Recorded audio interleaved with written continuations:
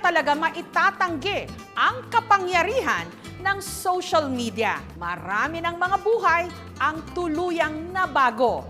Katulad na lang ng lalaking minsang nakuna ng litrato at naging instant celebrity pa. Kamusta na nga ba siya? Mga larawang yumanig sa social media noon lamang nakaraang taon. Stolen shots na literal dahil ninakaw daw ang puso ng sambayanan. Gwapo kasi at napakaamo ng mukha.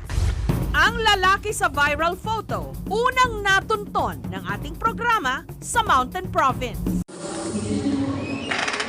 Bay, huwag kay babay. Masa bay? Sikat na ka social media. Nuang ay. Lagi. Di kamu to.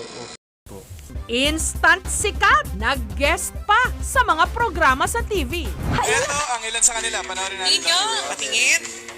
As we wish you a Merry Christmas and a Happy New Year. Ibang-iba na mula sa mahiyain, confident na siya ngayon at tila mas komportable sa nakukuha niya atensyon. Salamat ko sa kumuha ng litrato kasi naging instant celebrity po ako. Pero sa kabila ng kanyang celebrity status, ayon sa kanyang mga kaibigan at kapatid, nananatiling mapagkumbaba. Oo naman po, hindi ko makalimutan yung mga kaibigan ko kasi nandyan sila para sa suporta sa akin. Napakabilis na nga ngayon ang pagsikat, madaling magpadala sa alapaap.